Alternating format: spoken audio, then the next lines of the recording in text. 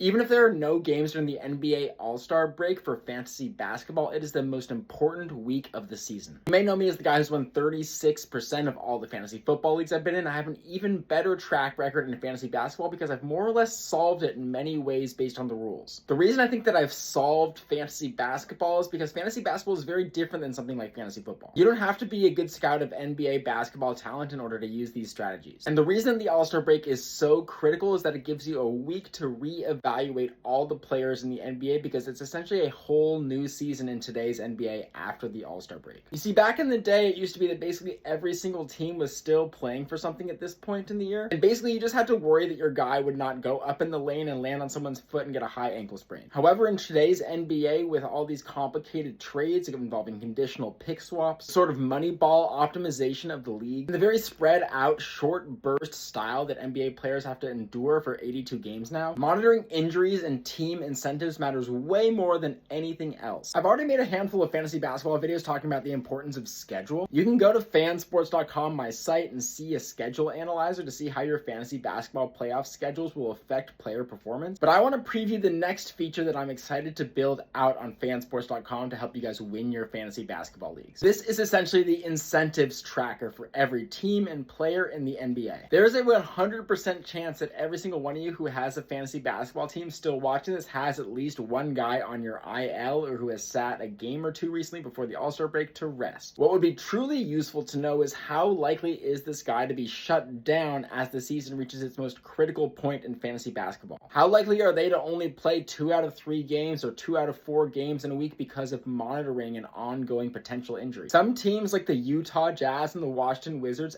actively want to lose as many games as possible because otherwise they will not have a first-round pick this year. Other teams like the Phoenix Suns or the LA Clippers have absolutely nothing that matters in this draft because they don't have a first-round pick no matter what. If you guys are into this fantasy basketball content, let me know and I can do team-by-team breakdowns of which players to watch as risers late in the season or guys who I bail on immediately. Go sign up for early access at fansports.com if you're curious about this feature that can help you win your fantasy basketball playoffs by telling you which players are going to be big risers or fallers late in the silly season. And zooming out from fantasy basketball, because honestly, real life basketball is my #1 favorite sport by far, but it is very much compromised by the current NBA rule structure. How can we fix this tanking issue? I hate tanking. The 82 game NBA regular season is broken, but that doesn't mean that you can't take advantage of a broken system to win your fantasy basketball league. So let me know your fantasy basketball questions in the comments. I'll see you guys in the next one. Stay learning. Peace.